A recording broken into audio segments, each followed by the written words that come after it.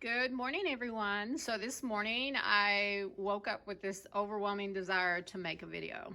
I know it's been a while, but today is the day.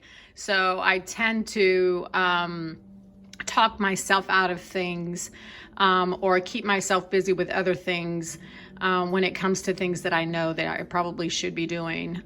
So cooking has always been a de-stressor for me. So now that we're cooped up at home and we're being responsible with the COVID-19.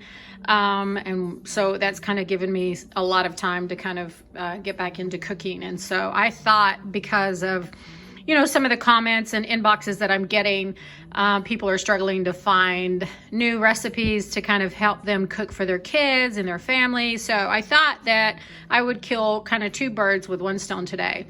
I'm going to replicate an old recipe that I did probably about 6 or 7 months ago on the channel. Man, I feel like I'm talking 100 miles a minute, but I'm going to get through this. Anyway, I did this recipe initially about 6 to 8 months ago. And it was the Chilaquiles recipe. So for those of you that don't know what chilaquiles are, it's basically like, if I could kind of make something equivalent to it, if you could make breakfast nachos, this would be it. So you'll see here in a minute how it all comes together.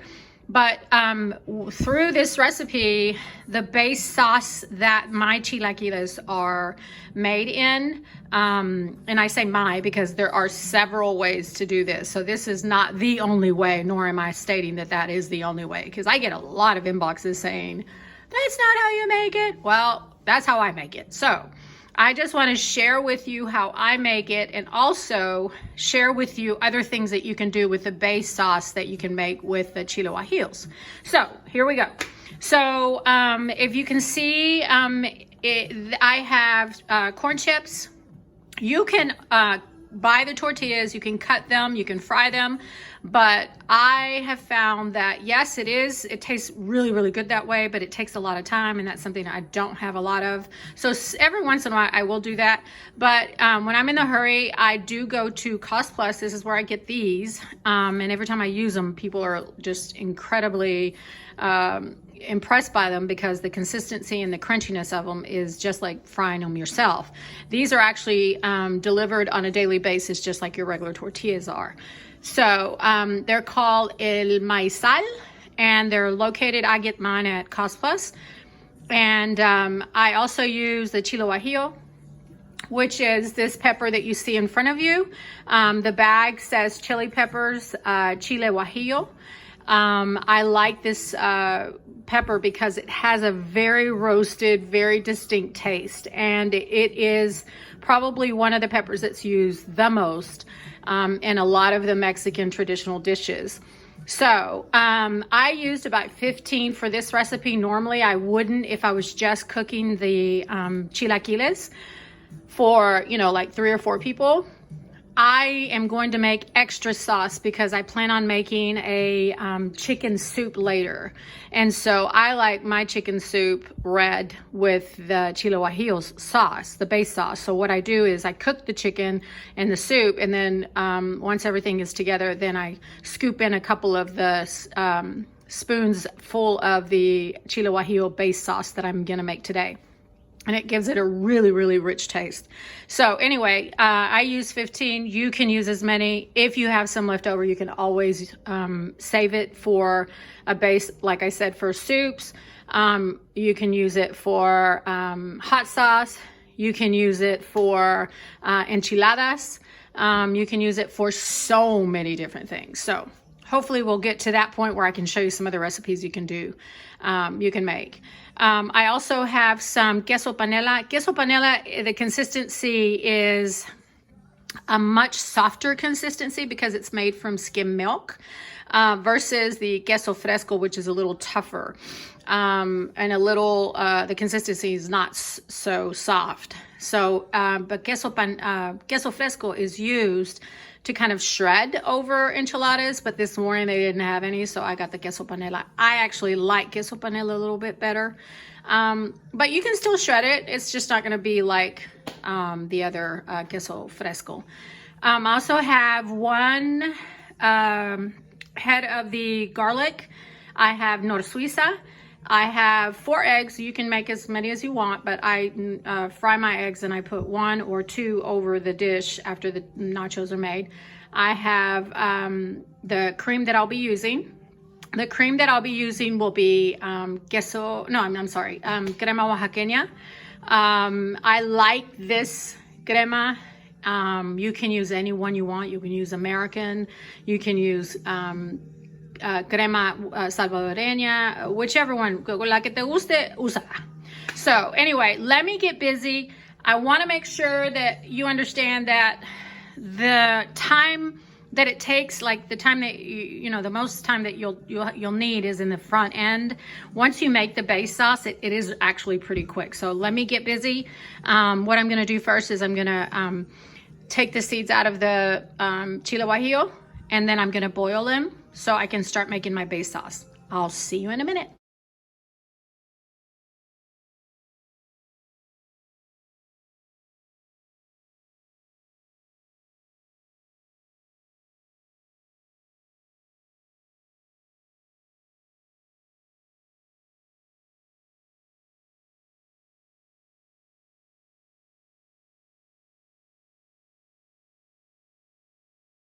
So I've placed the 15 guajillo peppers in the saucepan, and I'm gonna let it kind of boil a little bit. And the idea is that you allow it to boil the pepper enough where the skin becomes soft, so that when you blend it, it becomes a more puree type of consistency. And so we'll leave this probably about 10 minutes until it starts boiling, and then I'll leave it in there for a minute. Like I said, this is the part that's a little bit more time consuming, but just believe me that once you make this sauce, you will want to use it in everything that you eat. I'm gonna go ahead and start transferring the chiles over to the blender, and I'm gonna keep some of the water that it was boiling in just in case I need to add some. But if you can see, the skin to the guajillo pepper has softened a little bit, so it's going to make it a lot easier to blend. And I'm going to go ahead and put in the garlic, and I'm going to blend it. This is now the formation of the sauce that I'm telling you. So inside the blender, I have the peppers, I have the garlic, and you can either choose to season it when you're actually cooking the sauce in a minute, or if you want to go ahead and put in the Nor Suiza, which is the bouillon, the tomato bouillon now. But I like to do it once it's cooking so that I can kind of taste it after everything is kind of getting together in the saucepan that I cook it in. So I'm going to go ahead and I know I'm going to have to put a little bit of the juice in. So I'm going to put in a little bit, and then I'll be right back. So for the next step for the sauce, I've got a little saucepan. I put a little bit of oil, and I'm going to put the sifter in, and I'm going to start transferring over the sauce that I just made. And this is just so that I can sift out any extra seeds or skin, so that the smoother the sauce is, the better the nachos are going to be, or whatever you're using it for. So I just kind of shake it around, and it slowly is going to be sifting through. And if you can see kind of what's being left, it's really, really, really, really good. So here in just a second, I'll show you what that looks like.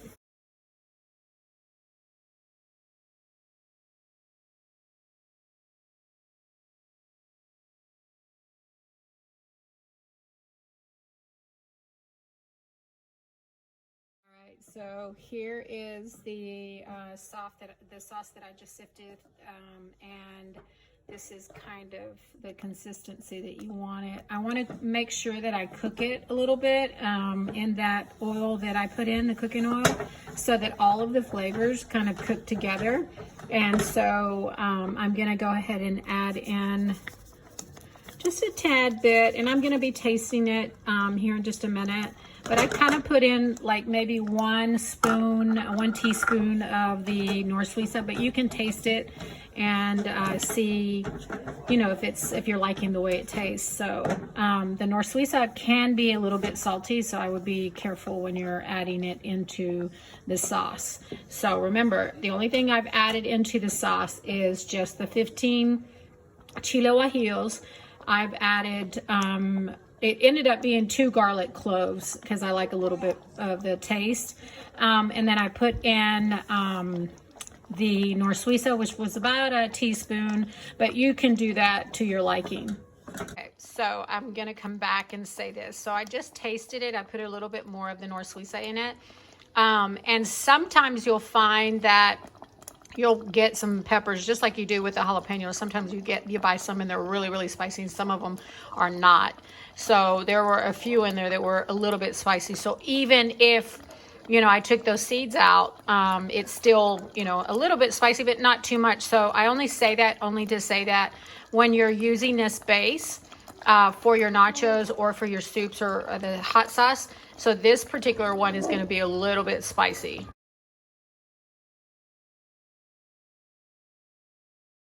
Okay, so I'm gonna go ahead and add in some of the sauce into the pan where I'm actually gonna start mixing everything up. I did put in a little bit of oil just because I had already kind of cooked the sauce, and it helps just kind of bring everything together when the chips go in. So the portion that I'm going to use for like 1 serving is about that much. So you just got to be ready to stick them in there.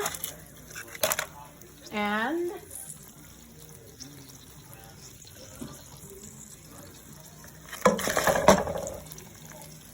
you start just kind of mixing the sauce with the chips. And I like mine generally like all the way covered, so I'm gonna put in some more sauce.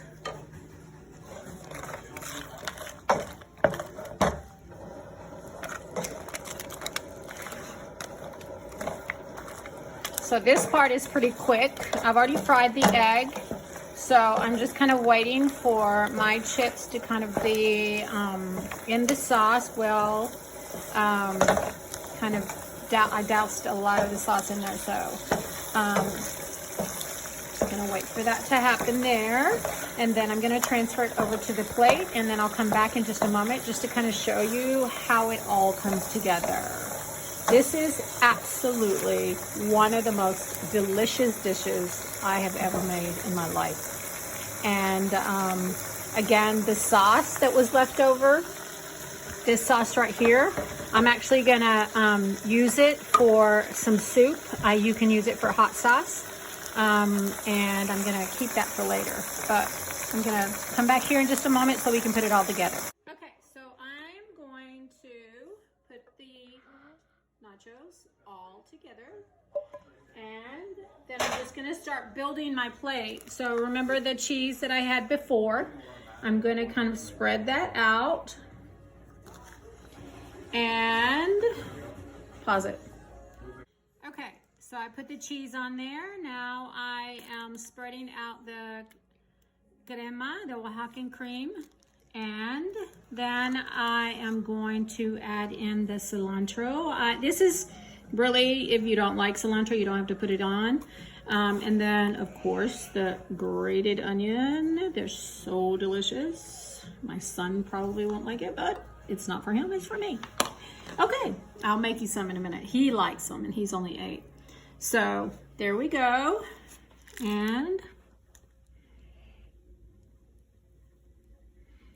we put some there, and then a little bit more on top. All right, so this is the dish. Thank you, my assistant. This is the dish. And let me tell you something, once you've tried this, there is nothing like it. These are the Mexican nachos. They're called Chilaquiles in Spanish. And I am going to dig in now. Enjoy. Okay, so now for the, oh my God. It's so good. So, If you don't like your eggs sunny side up, you can also, instead of cooking or frying your egg like this, you can actually mix it in with the nachos and make it like scrambled eggs. Anyway, guys, I hope you enjoyed my recipe today. I'm so proud of myself today because I did something that I have been putting off. And I hope this has inspired you to do something today that you've been putting off that you know will make you happy. Bye, guys.